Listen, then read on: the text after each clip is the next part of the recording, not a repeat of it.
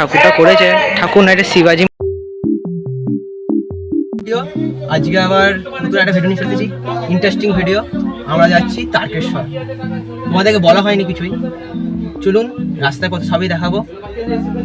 বেশি কিছু নয়, একটা ছোট বাঘ নিয়েছি আমরা, সবাই মিলে 4 জন মিলে যাচ্ছি। আর বড়রা খানিকজন আছে, ওরা থিম মতো করেছে একটা।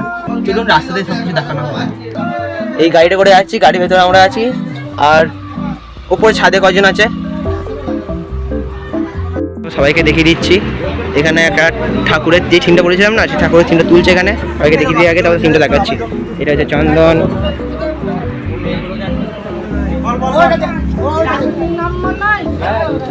থিমটা দেখিয়ে দিই, থিমটা দারুণ সুন্দর করেছে। কমেন্টে আপনারা অবশ্যই জানাবেন কেমন হয়েছে।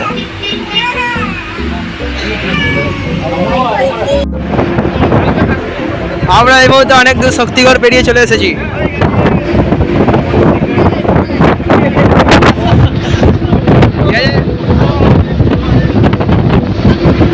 বুঝা আছে কেকো এদিকে বচ্চন।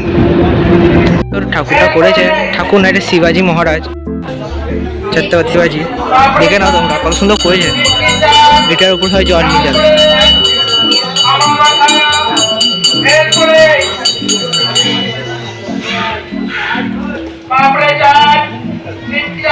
ভালো লাগছে কিনা কমেন্টে জানিয়ে দেবে তোমরা। আমাদেরটা যেটা বড়রা নিয়ে যাবে সেটা তোমাদের দেখে। সো বন্ধুরা, আমি চলে এসেছি। মাঝখানে আর কোনো ভিডিও করতে পারিনি, অনেকটা ক্লান্ত ছিলাম বলে। তাই বাড়ির কাছে আসার সময় মা আমাকে খানিকটা ভিডিও করে দিয়েছে। আমি সেটা জানতেও পারিনি, তারপর আমি তাকে অবাক হয়ে গেলাম।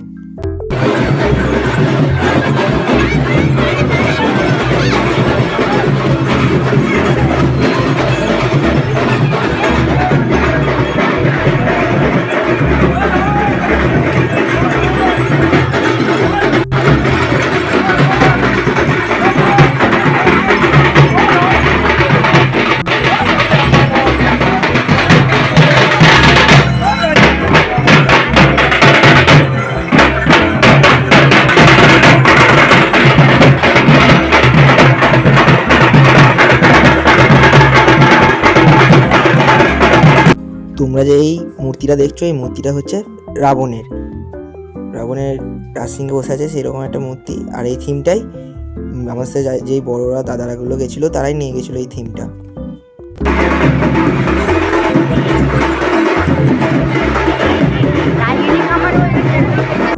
আমাদের যেই থিমটা আর জল ঢালার বাঁকটা নিয়ে চলে যাওয়ার কিছুক্ষণ পরেই গাজনের বাজনাটা ঢুকে যাওয়ার পর সবাই দেখছো কিরকম মজা করছে। তার কিছুক্ষণ পরেই বাবা ধর্মরাজ আমাদের সামনে চলে আসেন।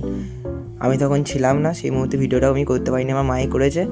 তোমরা এই ভিডিওটা উপভোগ করো।